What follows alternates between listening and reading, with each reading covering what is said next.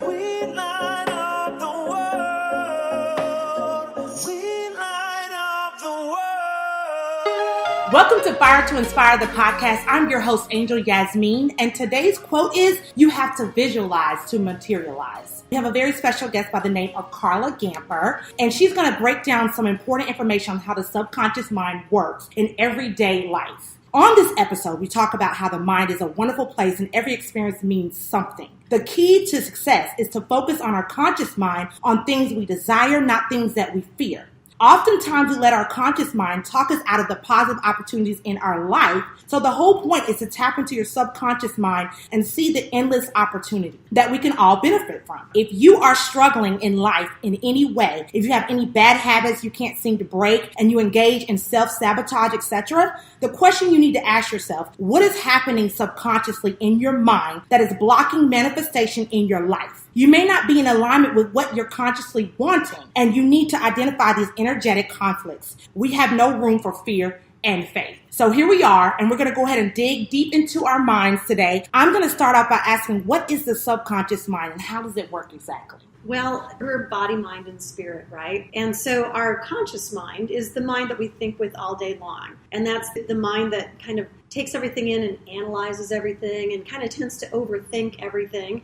And then at night we go to sleep and that mind shuts off, right? But our conscious mind is in the front of our brain, in the front of our forehead typically. Our subconscious mind, also sometimes called the abdominal brain, is actually located right behind our solar plexus, or in our solar plexus, sort of in back of our stomachs. That's why we get that term gut feeling, go with your gut, because that's sort of your knowing or your intuition, right? Right. And so with your subconscious mind, unlike your conscious mind, your thinking mind, it isn't something that makes decisions necessarily. It's not something that analyzes. It just knows. It's your innate knowing. And what it doesn't ever turn off. It's always on. So even when you're sleeping, your subconscious mind is working. Interesting.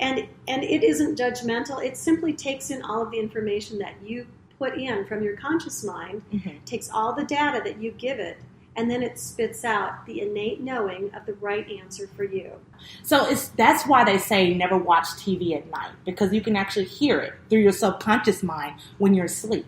So it acts like a printer. Right.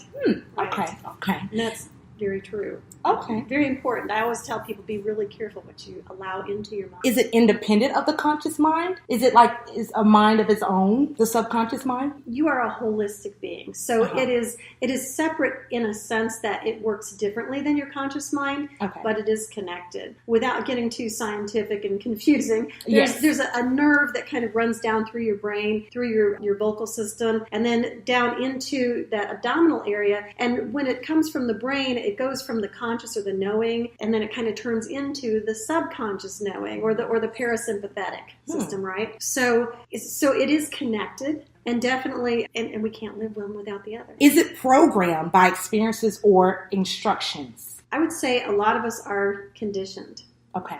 For a lot of things, and that's why a lot of us feel. When you ask people what their issues are, a lot of times they'll feel like they're unworthy, not good enough. A lot of that is conditioned into us from childhood and from well-meaning teachers and clergy. They think they're trying to help us get better by telling us we're not good enough, right? And definitely from the media. The media is all the time telling us or sending us messages that we need to be better, that our teeth aren't white enough, that our to lose weight, and that we're not small enough or thin enough or something like that. Right. Yeah.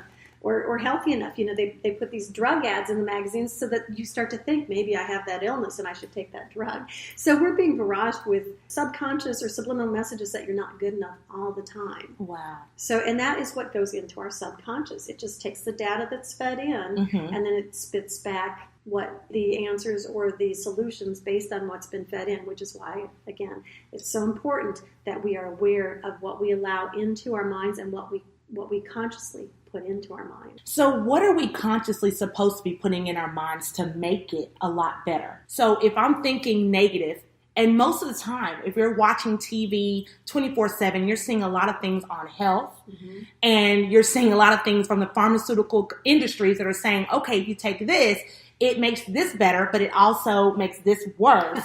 Yes. But you're going to die if you take this medicine. So if you see something, a commercial that says you're going to have migraines, I might have a migraine.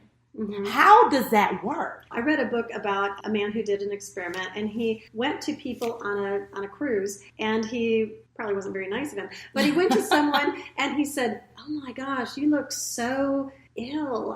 You must be really seasick. I'm so very sorry. We need to take you down below and get you into bed. Oh, I hope you don't, lose your cookies." And that sort of thing. And because the passenger hadn't been on the boat before, they felt, oh my goodness, I must be getting seasick. I think I'm going to be seasick. And so as soon as they got the person down below, he did toss his cookies. Wow. Now then he went and did the same experiment with one of the ship's crew. And said to the ship crewman, "Oh gosh, you look really ill. You must be really seasick."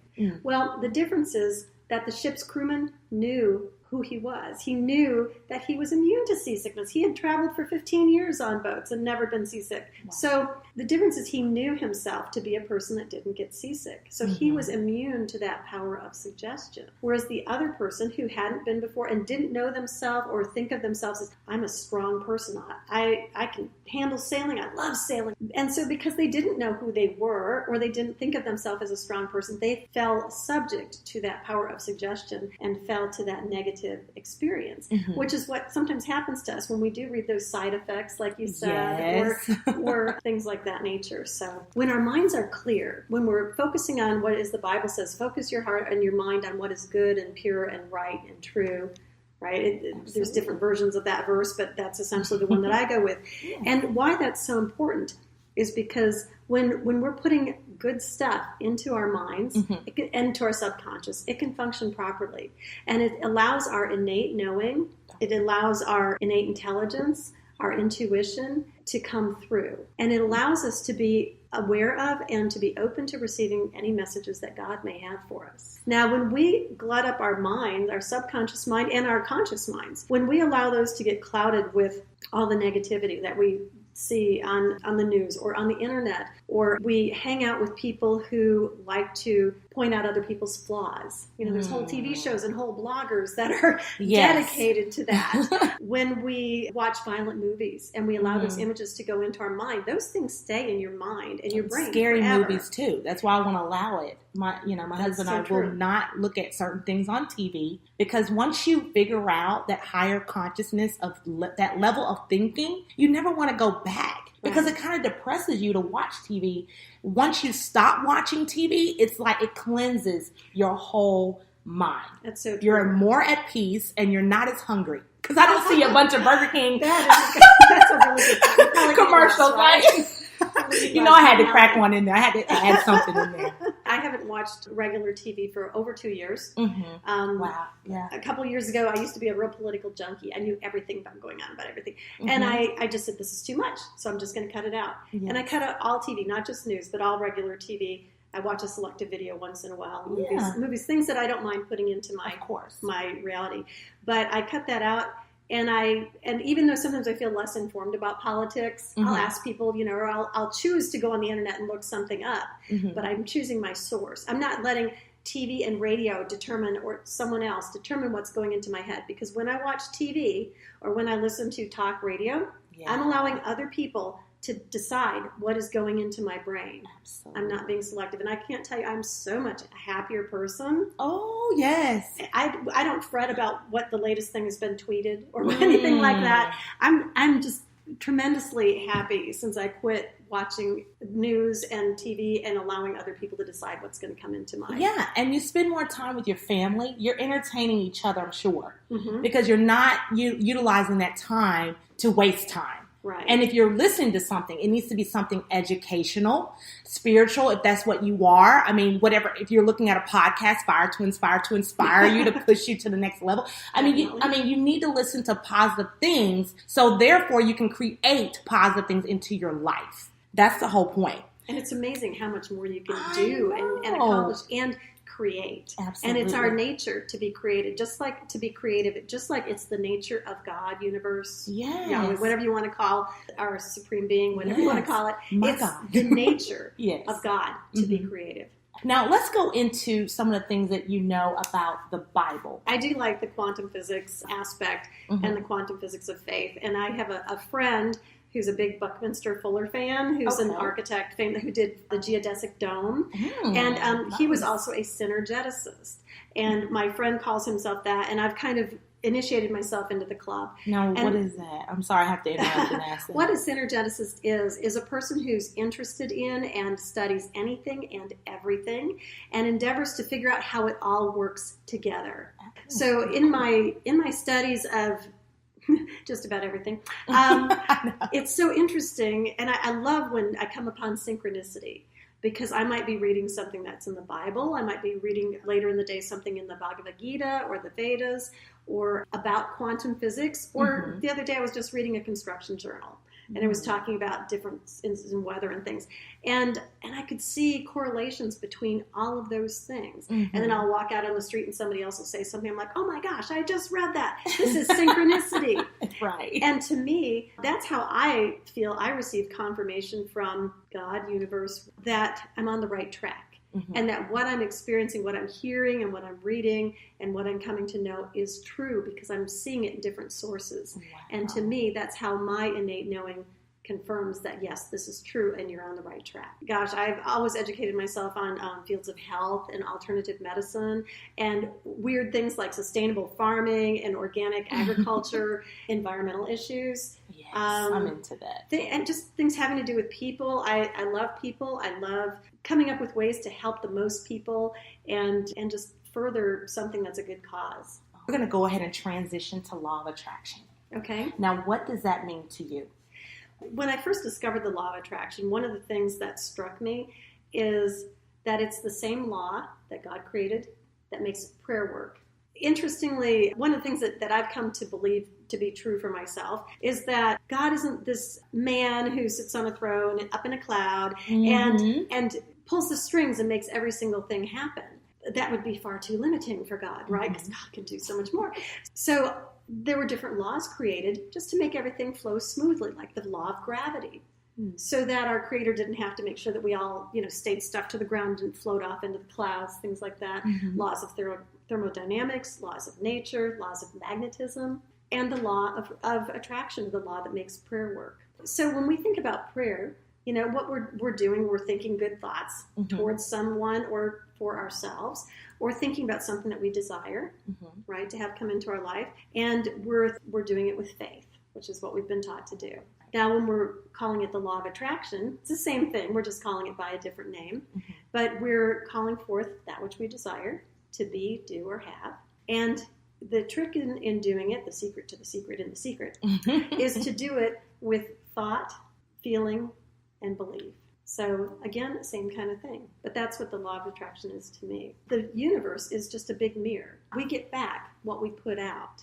Some people call that karma. Some people call it the law of attraction. Some people call it the law of reciprocity. But it's so true. That's why you've read the quote, do unto others as you want them to do unto you. I sometimes think that should be changed to say, do unto others the way you want to have done unto you, because it will be. Because when you do something to someone else, you're also doing that to yourself. We're all connected. So you have to be very careful, like how you treat people, because you're treating yourself. Absolutely. I always like to think of it too, when somebody acts maybe in a way that I wouldn't have chosen for them to act, I try to remind myself that they have God within them, just as I do as well.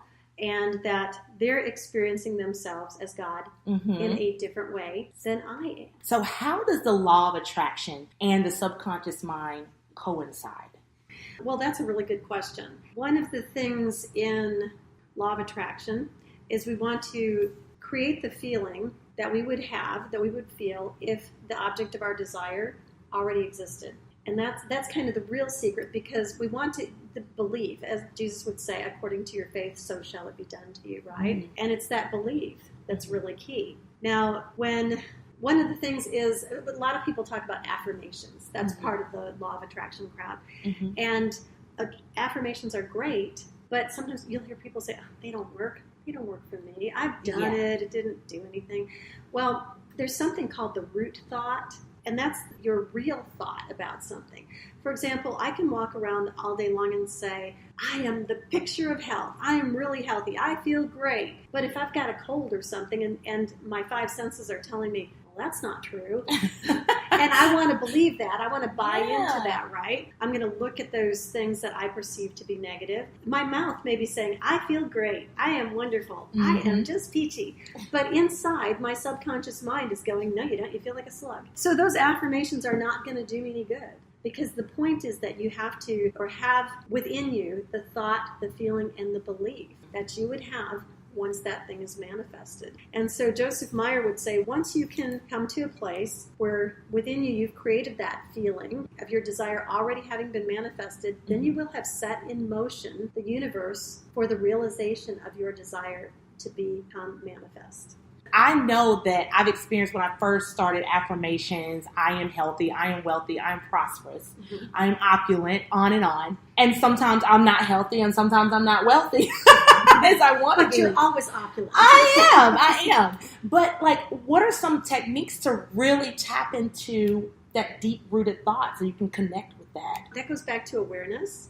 It goes back to being very careful about what we allow into our mind and our subconscious mind, and to making conscious choices about what we allow into that subconscious, right? Right. And it's interesting that even though I'm so much more aware now of what I think than what I used to be, I will still catch myself regularly during the day having a negative thought about something like, oh, this isn't going to work, or oh, I shouldn't eat this isn't good for my diet, whatever, or my self-sabotage health. And even when you're somebody who's very aware of trying to think thoughts that serve your highest and best interest, that doesn't mean that those little negative thoughts aren't going to creep in. Right. And the way that I deal with it is just to nip it in the bud. Sometimes I'll say, nope, cancel that one, and I will I'll visualize tossing that negative thought out into the universe where it's swallowed up by a black hole. You go to church and you practice your faith that way. That's the traditional way that I pretty much do too as well. Do you meditate? Meditate is big for me. And it's really funny. A lot of people say they had a hard time meditating or have a hard time with meditation. My husband says when he meditates, he calls it a nap. He sounds like my husband.